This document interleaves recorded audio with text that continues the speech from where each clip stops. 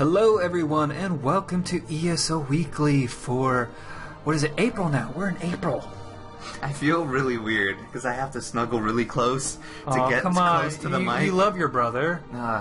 You got this new mic stand in it, so if I sound far away, you guys know why. It's all his fault, him and his fancy like stand. 15 feet away and I'm like 2 feet away, so deal with it.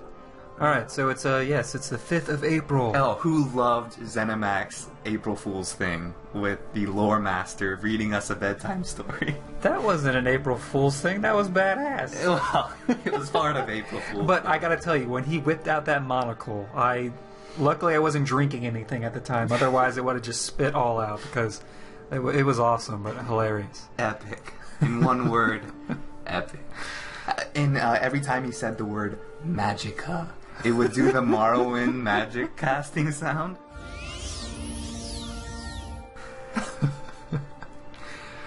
Alright, so today we are going to hit some news topics, and then we will delve into the developer question of the week, and then of course do our community segment, which will involve some Q&As from you guys.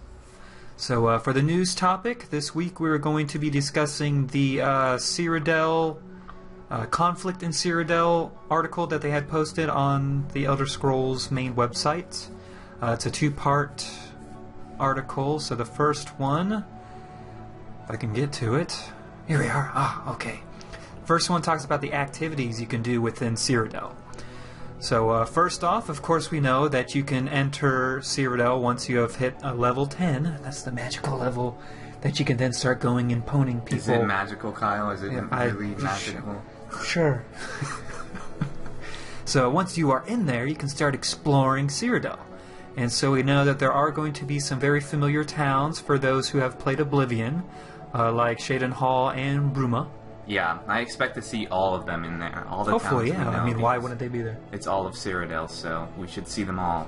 Yeah. But, yeah, the only ones mentioned in the article are Shaden Hall and Bruma, which is fine, because I actually love Shaden Hall, one of my favorite towns. Bruma, one of my least favorite, too snowy. Kind of has a Skyrim feel to it, but people will appreciate that. Yeah. So, yeah, you can go to these towns and explore them and talk to citizens there. You can actually pick up repeatable quests, which is cool, and those, of course, will give you golden experience whenever you do complete those. Another really cool thing about the towns is when you go to these places, say you're Aldmeri Dominion, and Aldmeri Dominion owns the keeps and forts around that town, you'll actually see guards patrolling that town from your alliance. And they'll actually actively guard that town as well. Yeah, makes sense. Which is cool. You know, I see people complaining about, you know, having these questing towns, and because from what the article said, there's a lot of PvE elements in this PvP zone that is supposed to be exclusively, you know, or not exclusively PvP, but centered around PvP. Cyrodiil is. And, you know, I'm actually okay with it, and I'll tell you why. Yeah, I'm a PvPer, I'm a PvP junkie, and having those PvE careberes to kind of pick on in there is going to be fun, I think. You know, they're going to get all upset when you run up and slay them, which will be fun. Yeah. So. I mean, even if you do see these PvE elements within a strictly PvP zone, you still have to remember that at any time, some enemy horde can come and destroy everything that you have been trying to do. Yeah. So, like, it's not like it's going to be this magical little place, little safety zones, except there are 3 safety zones. That's where you first enter Cyrodiil from your alliance's faction. But once you're outside of there, you're pretty much free game for anyone to pick you off. So right. You always have to keep that in your mind. Even if you are doing these PvE-centric quests, you still are out in the open. Yeah, so be looking over your shoulder at all times, otherwise you might get it up the, you-know-what. The wahoo? Yeah. The kazoo? Alright, so the next thing they were talking about was crafting resources. And one interesting thing is that there are some crafting materials that can only be found within Cyrodiil. Yes. So some people may have an issue with this because they're going to be like, well, does that mean I have to actively be in PvP? Grow a pair, you in order to craft certain things? It's like, maybe not, because a lot of these things are probably going to be tradable, sellable, on an auction house or something like that. That's what I'm assuming when I read this, is I'm assuming that, there's these precious materials that only can be got from PvP, and that way people doing PvP can kind of make a living, so to speak, off of selling it to other players, which would make sense. That'd be cool. Yeah. But yeah, I can definitely see where some people may feel like that's kind of forcing them into going to PvP if they don't want to. When you're talking about a crafting profession, which is usually just a PvE, thing. So yeah, no, that's. I would say that those people are unfair because they're getting special things that only can be that can be gotten. I'm having trouble with the grammar today. That can be got from doing PvE and adventure zones and stuff like that. I'm sure they have materials that they can get from there that the PvPers couldn't only get in PvP. So it's a give and take. Yeah, I was just kind of playing devil's advocate. I'm not saying I'm one of those people. Totally. We're speaking to our hypothetical person here. Yeah. Also, we're just kind of mentioning that there's no level requirement for gathering this. Jeez. Okay, no, I'm going to start talking now. Let's just slap each other in the face. That'll. Well, people don't know that you're here from like a 14, 15 hour. I've been awake for a long time and have had like 4 hours of sleep. Mm-hmm. And then you just woke up. And I just woke up, and on top of that, I played the BioShock ending last night, so my brain is all Inception right now and like crazy. Scrambled. So I'm still trying to recuperate from that. So back on topic. There's no level requirements for gathering these materials. Once you are there at level 10, you can wander out and start gathering these materials for crafting. I hope that's like that for the entire game, too, because I always thought it was weird that you had to be a specific level to gather a certain material. If you're able to brave, like, a high-level zone as a low-level character, you should be able to reap the rewards of high-level crafting material. I never understood that artificial restriction. Yeah, and, like, why do I have to have a specific type of, like, shears or something to cut this plant? To collect this node. Yeah, I didn't get that either. You need mithril shears to do that instead of the plain iron ones. Because that plant is especially hard to cut. Yeah, I mean, from a balancing standpoint, I can see why they do that, but still, like, from an actual RP standpoint, what the hell? Yeah. But anyways, let's see. So yeah, like we were saying, Cyrodiil is massive. It is, like, roughly 2 of the factions' territories put into one. Yeah. Which means there are going to be plenty of places for the people who don't want to be ganked every 2 seconds to find some places that are more safe for them to gather things. And then also they were saying that there will be crafting benches for people to use in these safe zones, which I had mentioned earlier, which are like the entrances to Cyrodiil for your faction. So you'll be able to at least have a little safety net there while you're getting some crafting done. So that was pretty much it for the crafting part. They started talking more about guild quests within Cyrodiil, so you will be seeing the Fighters Guild, the Mages Guild, and eventually the Dark Brotherhood and Thieves Guild after launch. So all these people will have quests for you to do. Once again, the Fighters Guild has to do a lot with the Dark Anchors, which again also has to do with Molag Bal and, you know, trying to bring Cold Harbor into Nirn. So you'll see a bunch of that, and then of course you'll be collecting these Lost Lore books for the Mages Guild, and I believe their skill line has to do with necromancy, which is going to be really cool to see that. And yeah, I'm very, very interested to see what the whole Dark Brotherhood thing is going to be like. Are they going to be sending out on assassination missions? And what about the Thieves Guild? Are they going to send you out to like collect Daedric artifacts is what we were talking about. We'd like to see. We couldn't use them, but like you would go out to actually find them and then turn them in or something like that. Would be kind of cool. We'll see that post-launch, right? They're adding Dark Brotherhood and Thieves Guild post-launch. You know, going through all this list is mostly PvE stuff, which I find incredibly kind of disheartening. I guess it's just the part 1 of the article, so maybe they were more part focused. 2, which we will discuss what part 2 we'll talk about, but yeah, part 2 is going to mainly be like the actual PvP. Okay, good, because I mean, we have to keep in mind that is what this zone is meant for, and I'm assuming when we're doing this PvE stuff too, it's in some way helping the cause.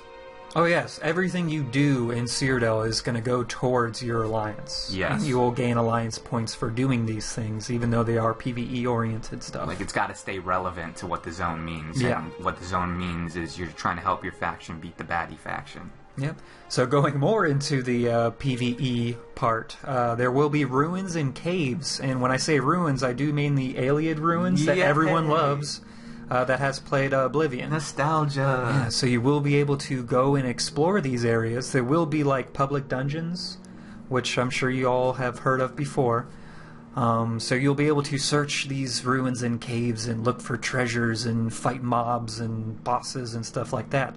But on top of all that, keep in mind you are in a PvP zone, so other alliances, you may see other alliances down there as well, and you will then have to fight them off as well, on top of fighting other bosses and mobs.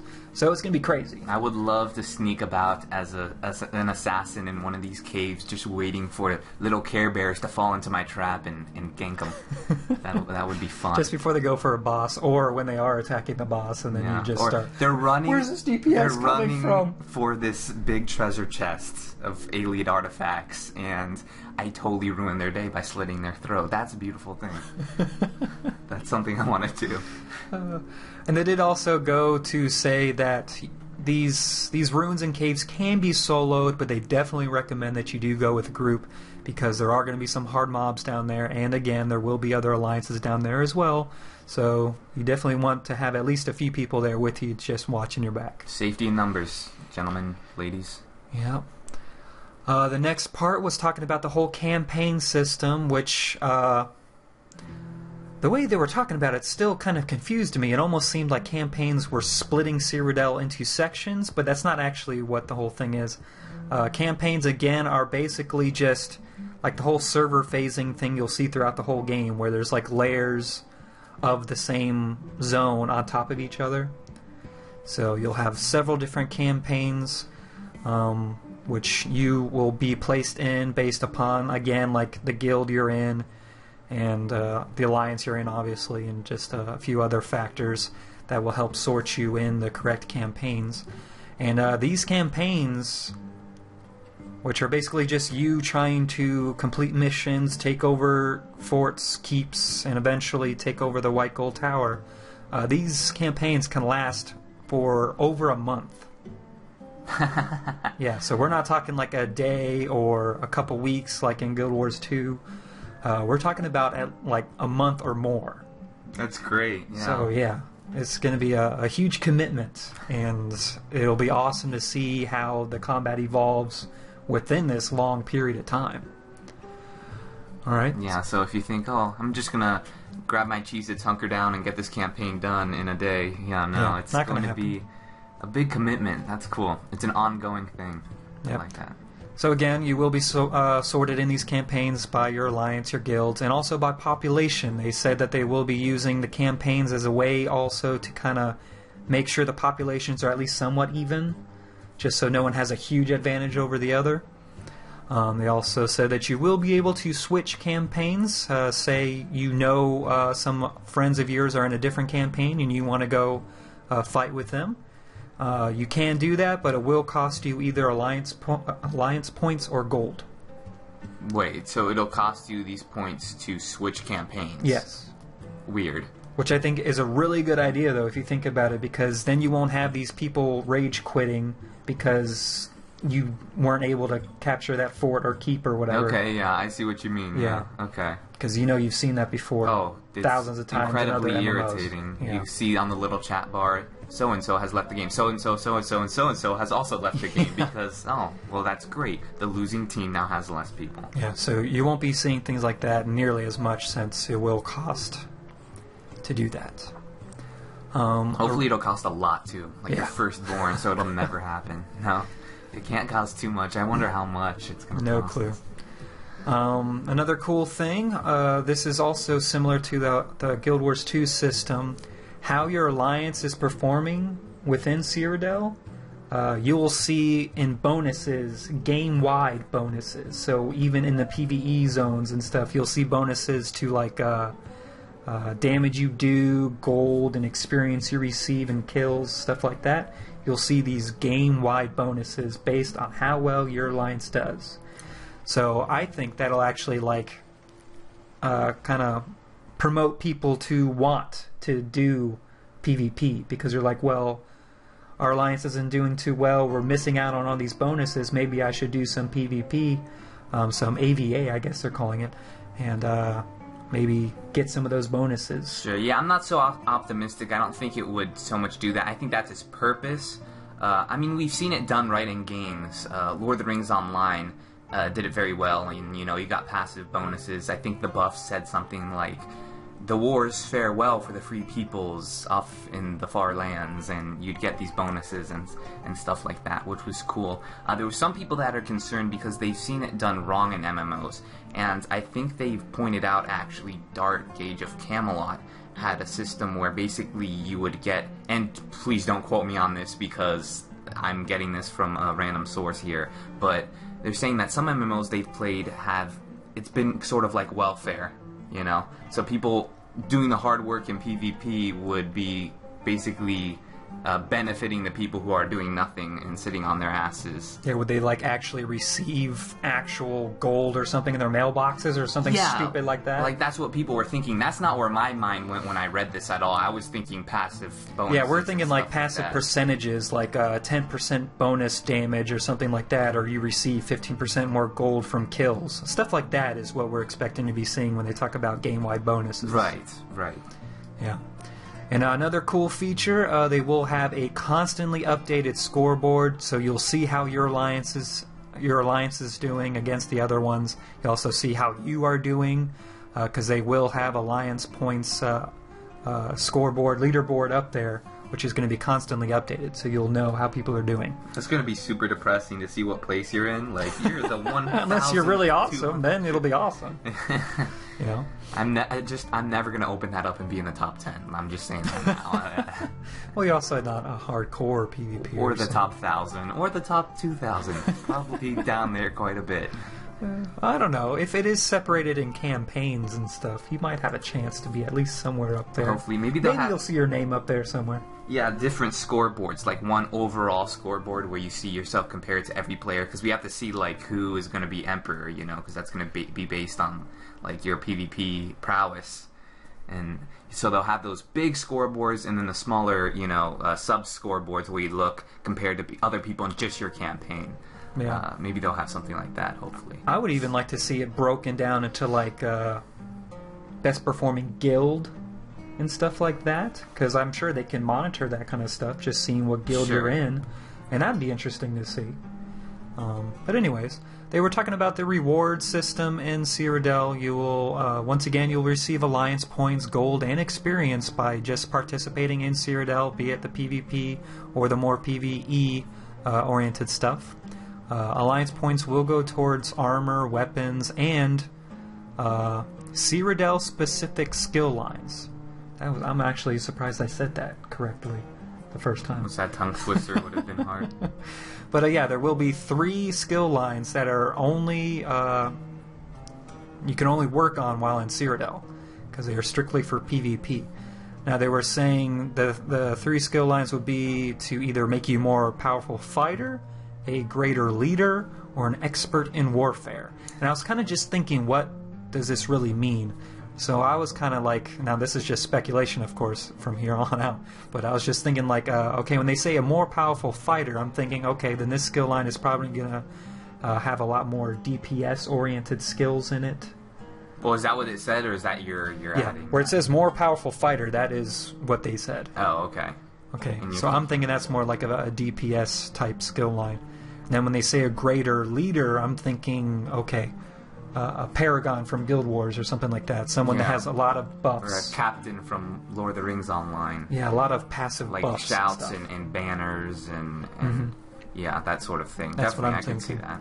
And then when they say expert in warfare, I'm really hoping this has to do with siege weapons.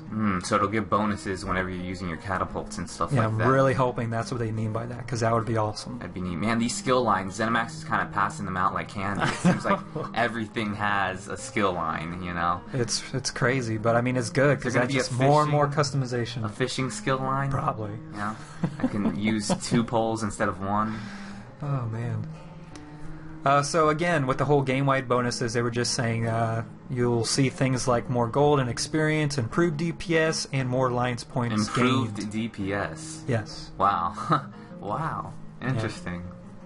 All right, and that was actually pretty much it for that article. They went on to say that Part 2 will touch on securing and defending keeps and resources, and finally, they are going to go into detail of the types of siege weapons we'll be seeing. The only thing we've seen are catapults.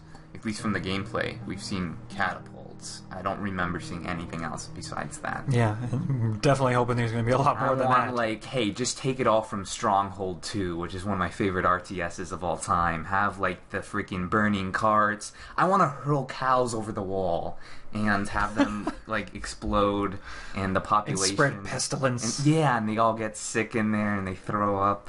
That'd be great. That'd be awesome. Definitely. Alright, so yeah, that's it for that. We are now going to go into the developer question of the week. Yes.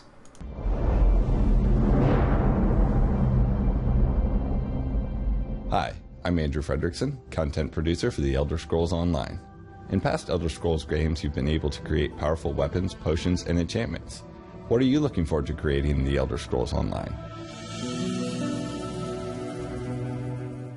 Alright, so Andrew wants to know what we look forward to creating in the Elder Scrolls Online, and I already know your answer. What? It's only can be one answer. What's that?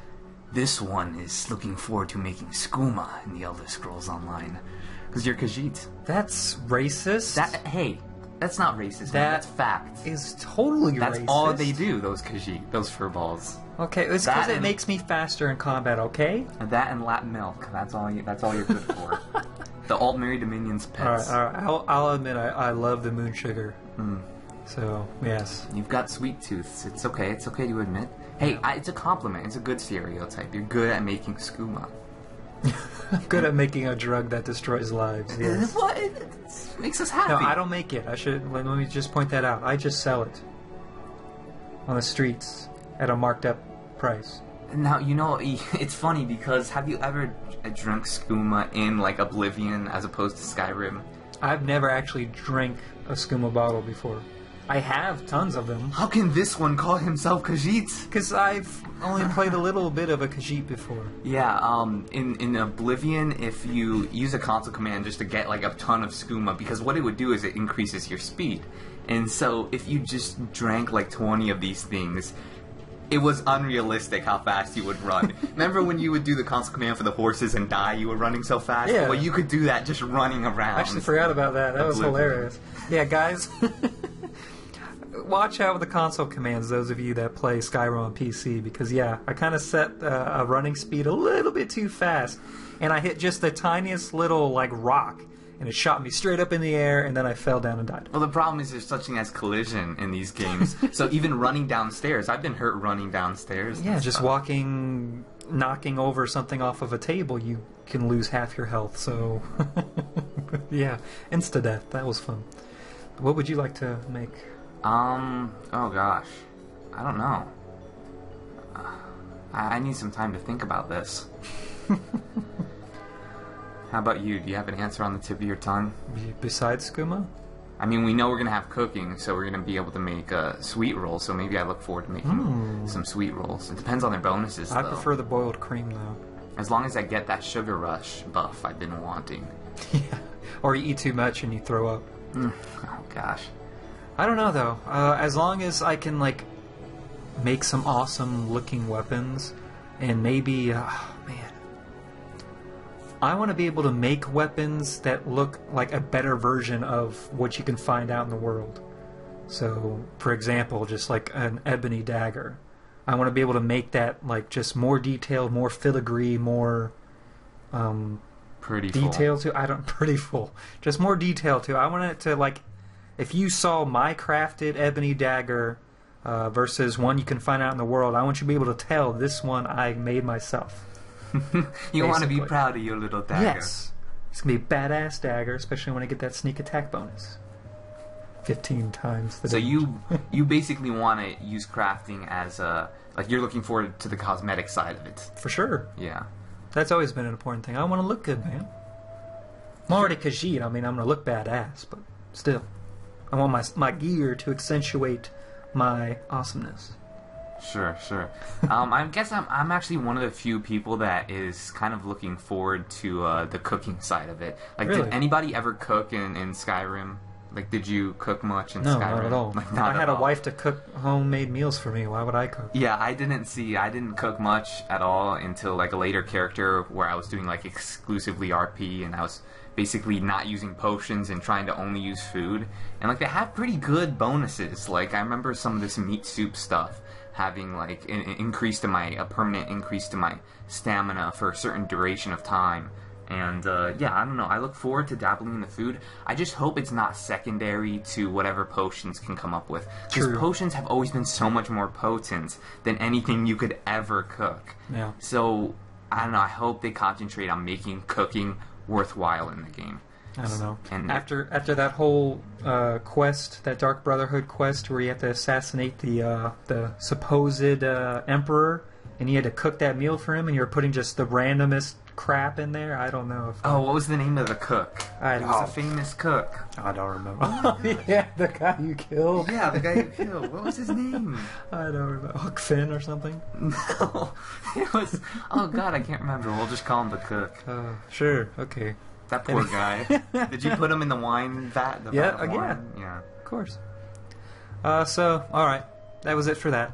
All right. Yeah, that's good. Time to move on to our community segment. Yes. So, we have a few questions from yous guys. Yes, I said yous guys again.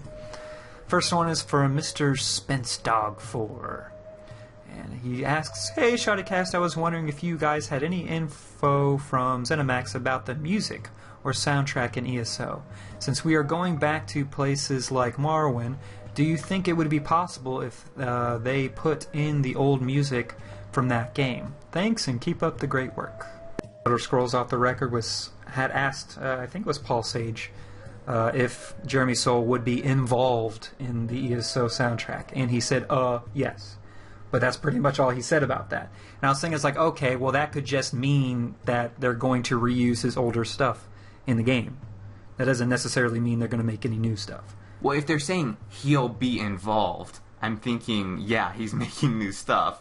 But that could just mean, again, that they're just using his older stuff. That will still mean that he is involved in the soundtrack. That'd be a terrible thing to say, though. I'm just saying. I mean, he's still involved in that we're just pulling his stuff. He's not actually involved himself. In spirit, he's here with us, but not really in person. Yeah. That's lame. His intellectual property is involved in the ESO. Yeah, sure. Okay, I can't see a world where they wouldn't be able to get him to come for the Elder Scrolls Online. Because him and Bethesda, they've had a very long, beautiful relationship together ever since Morrowind. And seeing as ZeniMax Inc., they all fall under the same thing. Yeah. They would easily be able to get Mr. Jeremy Soule.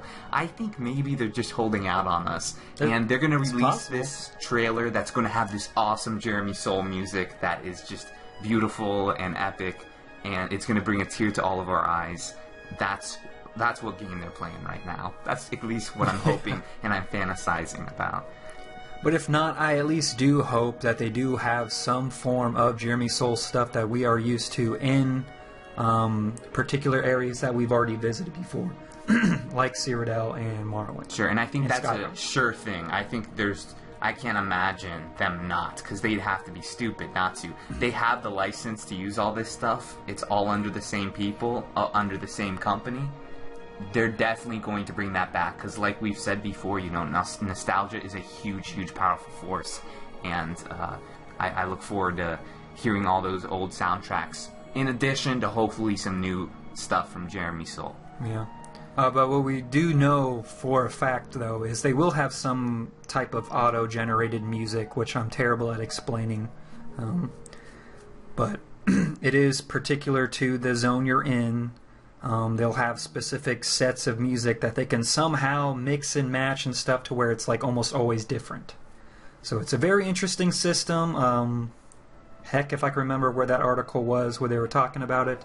But there will be some form of like auto-generated music. So I am interested to see how that plays out. Sure, and I hope it pans out. And if it doesn't, worst case scenario, go in the options, disable music, put my Jeremy Soule soundtrack on, the background, boom, I'm good. Yup. Alright, next one is from Joshua Sully Lewis. Nice name, Josh. You like that name? Sure, I don't know why, I have no idea. I can imagine. Alright, so most solidified by Guild Wars 2, I've always enjoyed playing the sneaky type like a thief. The daggers, bows, creeping around, sneak attacks, that sort of thing. The problem with these sort of characters, though, is that they are usually incredibly powerful in PvP, some are to the point of OP, some aren't, while being rather weak and undesirable in PvE. Then, after PvP-related commentary, that sneaky class gets nerfed into the ground, and the PvE aspect suffers even further. Leaving the class in a state where it's redundant, no team wants them, they are usually unnecessarily squishy and all that stuff. So basically he's saying sneaky type classes and stuff are usually really good in PvP, but then there's something lacking with them in PvE because that whole sneak element isn't usually that necessary. Sure. And then, you know, the sneaky tune ends up being really overpowered in PvP, so they nerf it, which means it then gets nerfed even more in PvE, which means that people don't want to pick them up and use them in like dungeons and stuff like that. So, and then he goes on to say, what if I want to run this sort of character, sneaking around with small melee weapons and ranged weapons? Do you think that skill runs the risk of being pushed into redundancy in areas of the game that do not deserve the nerf back? It's been a trend in every MMO since I can remember. I hope ZeniMax breaks it in some way. I love that term, the nerf bat. The nerf bat. The nerf bat. For anyone who hasn't played MMOs in the past, every time they introduce a patch for the game, they're constantly rebalancing systems. Constantly, because you know classes get overpowered and everybody flocks to that class, so they have to dumb them down. And whenever they basically hurt a class's potential for damage or healing or anything like that, you know, making them less desirable, we say, oh, those guys were hit with a nerf bat, meaning they've been nerfed. What was it? Death Knight. Nerfed every 2 seconds and oh wow. Yeah, constantly, because they were so bad. They were overpowered. Yeah, though, they so were. They deserved it. I mean, it's I hated the fact that they. Anyway, that's oh my gosh, a topic. Let's not get into that because that'll be forever. Yeah. It all depends on how the developer goes about doing, these classes. I can already tell you, even if they do nerf the whole sneaking aspect, that is just one little aspect of an immense amount of skill lines that are available in the game. So there's no way that just nerfing like the sneaking aspect will nerf an entire class. Because first of all, classes barely mean anything in this game to begin with. Let's start using the term, let's stray away from using the term classes, because classes, all that means is a couple extra skill lines. Let's just call these play styles, because you're going for the thief play style, you're not playing the thief class, you know? So, I mean, it all depends if the playstyle, because I don't know if they're going to make the thief type playstyle more dependent on CCs and stun durations and stuff like that, or if they're going to make them go crazy with the criticals as far as a sneak is concerned. It all depends. I'm hoping to see, well, we see that CCs are incredibly useful in PvP. PvP is where the stun is highly valued.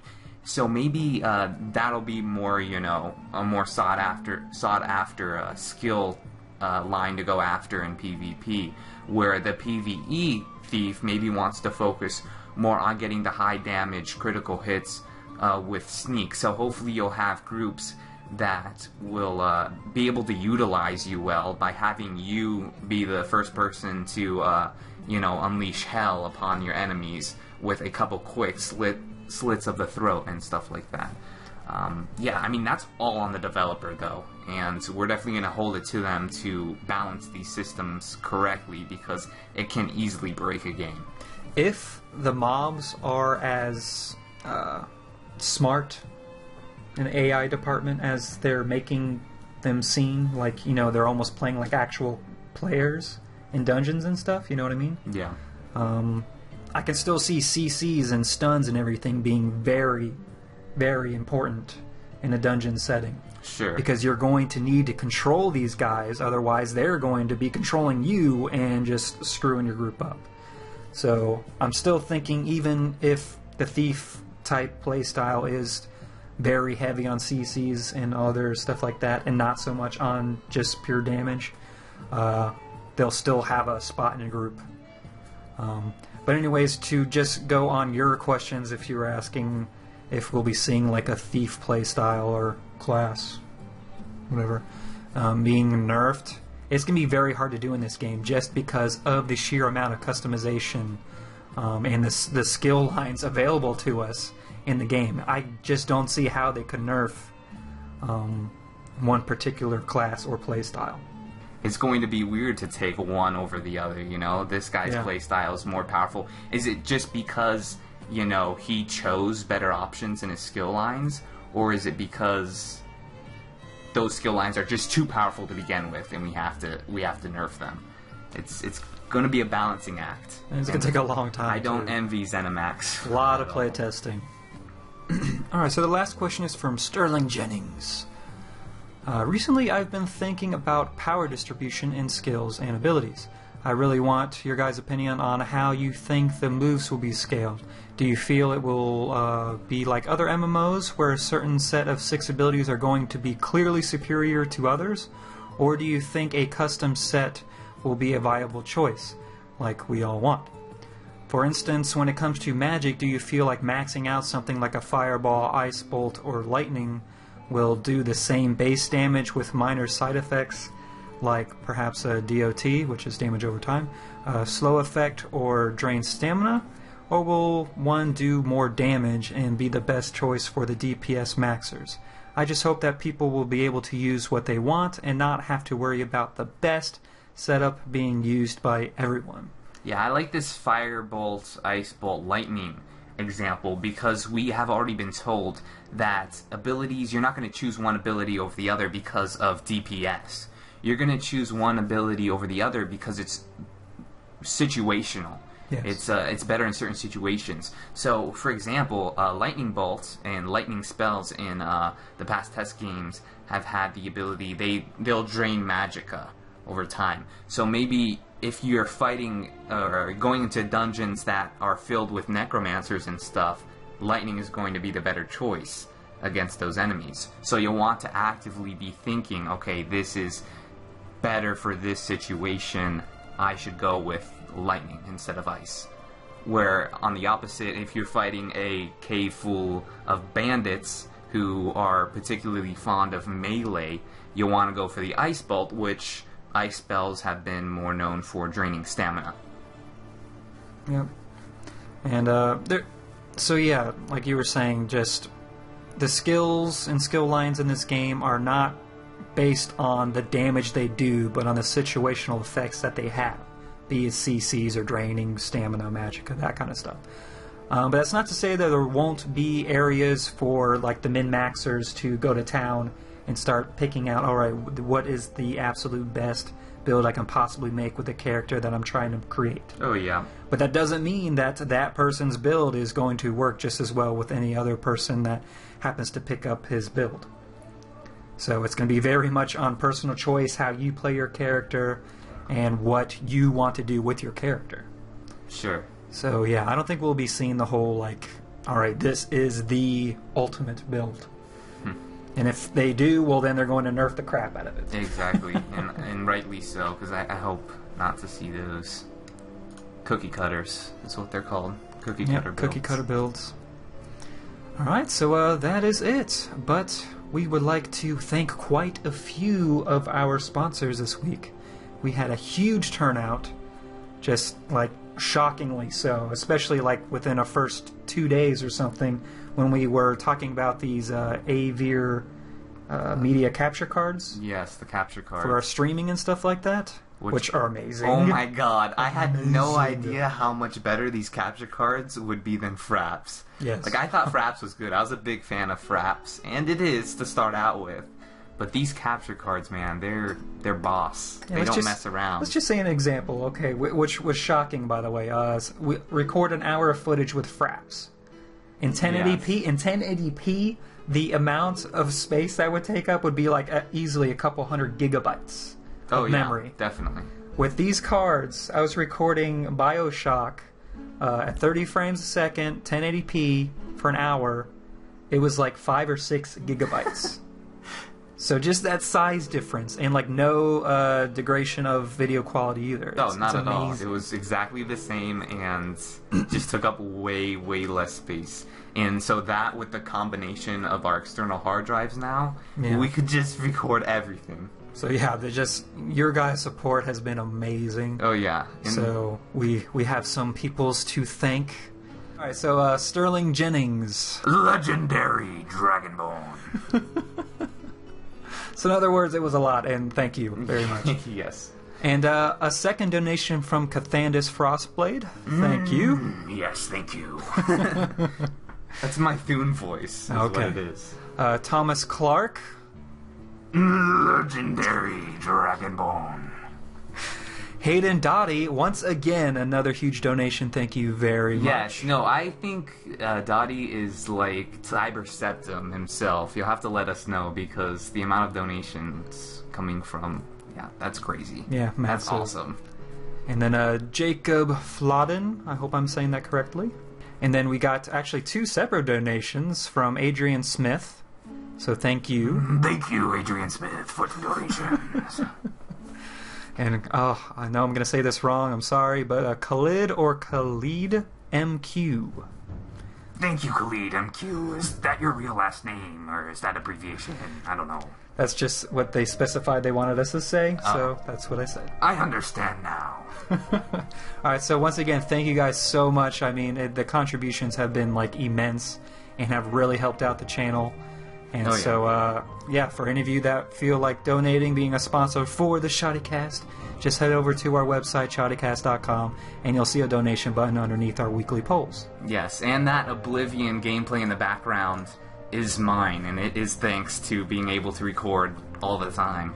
So, woot. Yes, indeed. Alright, so I think it's time to close this episode out. This has been the Shoddycast. Please don't forget to help us out by liking and sharing with everyone you know. Tune in tomorrow for the next installment of the Elder Scrolls lore series. It is a book. It is a book we're reading. But you're gonna love it. It's gonna be great. Alright, so I have been Josh. And I've been Kyle. We'll catch you later. Boy.